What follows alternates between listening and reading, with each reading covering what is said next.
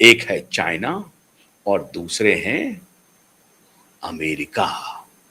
इन दोनों की नजर इंडोनेशिया पर है, इन दोनों की नजर बांग्लादेश पर है, इन दोनों की नजर श्रीलंका पर है, इन दोनों की नजर ग्रेट अंडमान पर है, निकोबार आइलैंड पर है। इन इन दोनों की नजर क्यों? ये मैरीटाइम डिप्लोमेसी के लिए बहुत ही खतरनाक रूट है और ये चाहता है कि इस रूट में इनकी भी हेजेमनी बरकरार रहे। अमेरिका चाहता है कि वो एक्सपेंशन करे क्योंकि उनको मालूम है मिडिल ईस्ट में तो एक प्रकार से उन्होंने एक छत्र राज कर लिया है, चाहे वो स्ट्रेट ऑफ हॉर्मुज हो, ईरान के बगल वाला हो, अरब की खाड़ी हो, सब जगह। अरब की खाड़ी नहीं, जो प्रशांत महासागर तो इस तरफ है, लेकिन वो जितना ईरानियन सी का जो बेस है वो सब पे उन्होंने एक प्रकार से कब्जा कर लिया है। उनके इजाजत के बिना वहां अब पत्ता नहीं हिल सकता।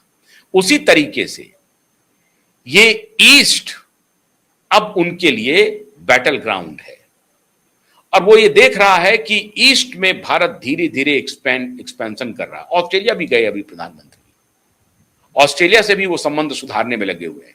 इंडोनेशिया, ऑस्ट्रेलिया के साथ भारत का जो ये संबंध है, अगर, और जापान, अभी जापानीज प्राइम मिनिस्टर आए थे, अभी यहां प्राइम मिनिस्टर आई थी अभी यहां पे, उन्होंने भी जबरदस्त तारीफ की है भारत की। सब भारत की तरफ देख रहा है।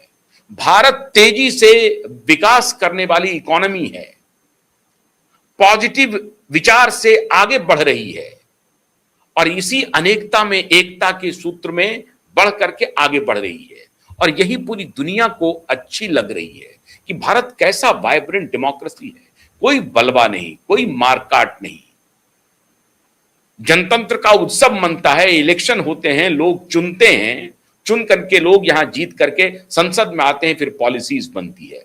पाकिस्तान की हालत देख लीजिए, चुनाव तो वहां भी होते हैं लेकिन क्या हालत है वो देख लीजिए। आधे समय तक तो वहां, आधे से अधिक समय तक तो वहां मिलिट्री रूल रहा। जितने मुस्लिम कंट्रीज हैं उनकी हालत देख लीजिए। और जो बाकी यूरोपियन डेमोक्रेसी है, अमेरिकन डेमोक्रेसी है और ब्रिटिश डेमोक्रेसी है, वो एक अलग विषय है। लेकिन इस खिते में, एशियन कॉन्टिनेंट में खासतौर से जो देश हैं, उसमें भारत और चाइना देख लीजिए। चाइना एक डेमोक्रेसी नहीं है, डेमोक्रेसी के नाम पर फार्स है, वो एक कम्युनिस्ट कंट्री है। आयरन गेटेड इकोनॉमी है उनकी। भारत की कोई आयरन गेटेड इकोनॉमी नहीं है और ना ही आयरन गेटेड पॉलिटिक्स है। तो चाइना की आयरन गेटेड पॉलिटिक्स है, चाइना की आयरन गेटेड इकोनॉमी है।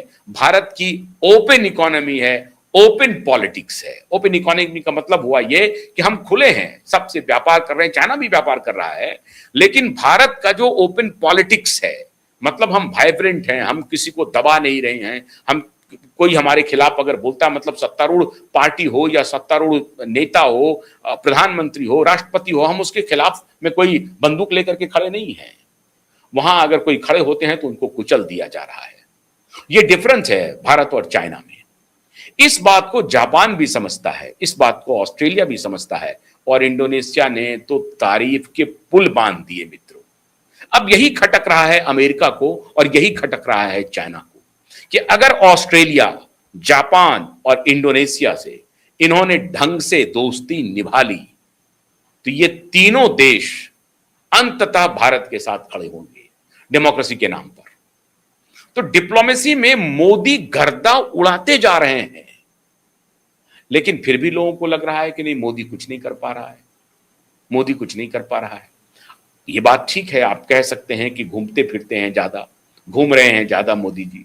अरे चाहे घूमने ही दीजिए मोदी को, लेकिन मोदी घर तो बांध रहे हैं ना, अपने दोस्त तो बना रहे हैं ना, दुश्मन तो नहीं बना रहे हैं।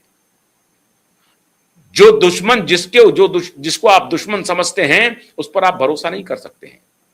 अमेरिका को अगर आप समझते हैं कि वो हमारा दोस्त है, भरोसे के लायक नहीं है। चाइना को भी ठीक उसी नजरिए से देखना पड़ेगा। ये अगर आप समझते हैं कि वो हमारा दोस्त है, नहीं, भरोसा नहीं कर सकते हैं। ये दोनों इंपीरियलिस्ट स्टेट हैं। एक दोस्त है रसिया, रसिया के साथ आप भरोसा कर सकते हैं। उन्होंने कभी भारत के साथ कभी धोखा नहीं किया।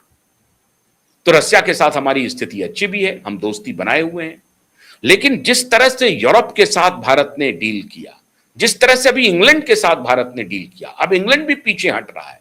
इंग्लैंड को भी लग रहा है कि भारत से अब लड़ाई करके या उससे उनके खिलाफ साजिश करके अमेरिकी फोल्ड में बैठना हमारे लिए उचित नहीं होगा। इसलिए इंग्लैंड भी अब धीरे धीरे अमेरिका से दूर जा रहा है। और ईरान युद्ध में हुआ, लाख ईरान युद्ध में मिन्नतें करता रहा, एक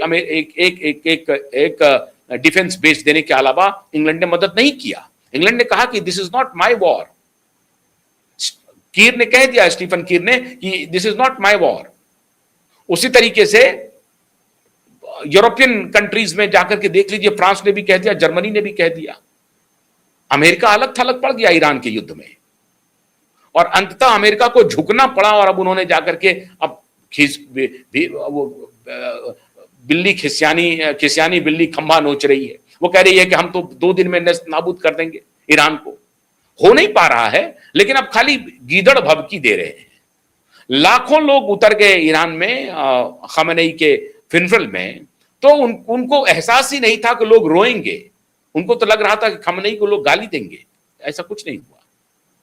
तो अब अमेरिका को अपनी पॉलिसी को पीछे खींचना पड़ रहा है, और भारत वेस्ट को भी साध रहा है, ईस्ट को भी साध रहा है। और इंडोनेशिया का जो स्वागत है वो तो डोनाल्ड ट्रंप की नींद उड़ा देगा। हैरान हो जाएंगे डोनाल्ड ट्रंप, शी जिनपिंग भी हैरान होंगे। और जिस तरह से जापानीज प्रधानमंत्री आकर के भारत में जिस बोनहोमी का परिचय दिया, जिस दोस्ती का परिचय दिया है, वो भी बेमिसाल है। और जापान और चीन का तो 36 का संबंध है, ये किसी से छिपा नहीं है। आप देखिए, इंडोनेशिया 1945 में आजाद हुआ, 15 अगस्त 1947 में भारत, और 17 अगस्त 1945 में इंडोनेशिया आजाद हुआ। 2 वर्ष पहले, महज 2 वर्ष पहले इंडोनेशिया आजाद हुआ, 2 वर्ष बाद भारत आजाद हुआ। और लेकिन आजादी का महीना एक ही था। वो 17 अगस्त को इंडोनेशिया को आजादी मिली, भारत को 15 अगस्त को आजादी मिली, लेकिन 2 वर्ष बाद 1945 में इंडोनेशिया आजाद हुआ। और सुकर्नो से लेकर के सुहार्तो तक, सुहार्तो आप समझिए मिलिट्री कू करने वाले थे, उन तक भी भारत का संबंध इंडोनेशिया के साथ कभी खराब नहीं हुआ। मोटे तौर पर जब इस्लाम 14वीं 15वीं शताब्दी में जब इस्लाम का प्रकोप हुआ, उसके बाद भी भारत के साथ व्यापार बना रहा। और अभी भी इंडोनेशिया में राम की, गणेश की पूजा होती है, आपको मालूम ही है। वहां के मुस्लिम आबादी भी कहते हैं कि हमारे तो हम उन्हीं के वंशज हैं, हम राम के वंशज हैं, और बहुत गौरवान्वित होकर कहते हैं। इस्लामिक यूनिवर्सिटी में गणेश जी की प्रतिमा निकली, शिव जी की प्रतिमा निकली, राम की प्रतिमा निकली, तो उसे संभाल करके रखा गया। इस्लामिक यूनिवर्सिटी है, उसके बाद भी। यह है इंडोनेशिया, और यह रिश्ता है इंडोनेशिया के साथ भारत का। मित्रों, अब इंडोनेशिया, ऑस्ट्रेलिया, जापान के साथ जो भारत की मित्रता बढ़ रही है, वो एक क्वांटम जंप ले रहा है। और जिस तरह से इंडोनेशिया के प्रेसिडेंट ने भारत के बारे में, भारत के प्रधानमंत्री के बारे में कसीदे कढ़े हैं, वो अनपैरेलल है। और इसलिए मैंने कहा कि प्रेसिडेंट प्रभाव ने गर्दा उड़ा दिया, और साथ ही साथ मोदी ने भी गर्दा उड़ा दिया। तो मोदी बैठे रहे, मोदी के सामने प्रेसिडेंट प्रभाव ने गर्दा उड़ा दिया। और भारत और इंडोनेशिया के बीच का यह रिश्ता मैरीटाइम डिप्लोमेसी के लिए जो समुद्री रणनीति बन रही है, समुद्री डिप्लोमेसी हो रही है, समुद्र पर कब्जे की जो लड़ाई चल रही है पूरी दुनिया में, उसमें भारत बीच से रास्ता निकाल रहा है, बीच से रास्ता निकाल रहा है कि इधर कहीं वो आकर के अमेरिकी अपना बेस मजबूत ना कर ले। तो इस रास्ते को भी भारत मजबूती से रोकने की कोशिश कर रहा है, जो नेबरिंग स्टेट्स हैं उनके साथ अच्छे रिश्ते कायम करके, जापान के साथ भी, ऑस्ट्रेलिया के साथ भी, और इंडोनेशिया के साथ भी। रास्ता ठीक चल रहा है, गर्दा उड़ रहा है, उड़ता ही रहेगा। बहुत बहुत शुक्रिया, नमस्कार।